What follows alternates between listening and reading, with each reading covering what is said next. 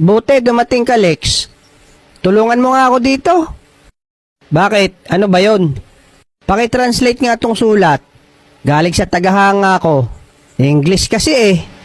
Sige at basahin mo. Ako ang bahala. Dear Bogart, Hi daw.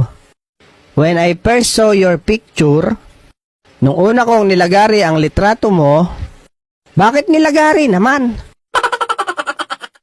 Yun ang sabi eh. I was so happy. Masaya daw siya. Wow, sumaya pa siya ha? That's why I collect your picture.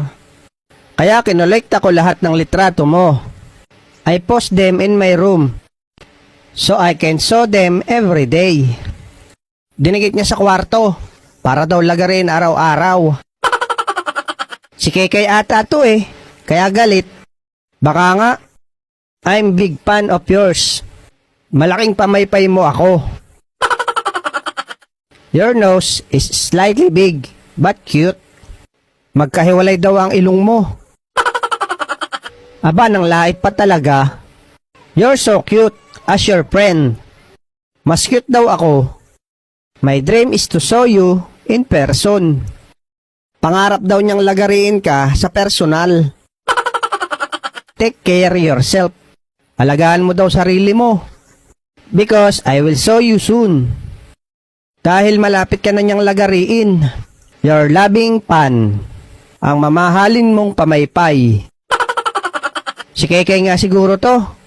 Abay gusto akong lagariin. Sige, next time patulong ka ulit.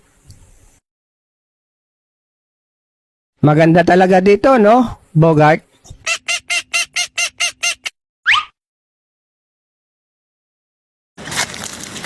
Mga tutoy, wala bang tulay-tulay dito para makatawid sa kabila?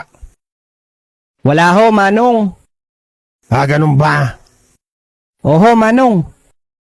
Sa tingin nyo, mababaw lang ba yung ilog? Oho, Manong. Sure kayo ha? Sure yan, Manong.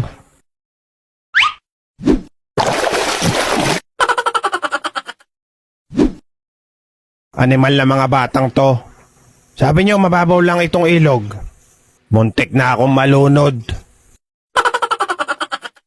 Mababaw yan, Manong. Ayan, oh. Tumawid ulit pabalik ang bibe.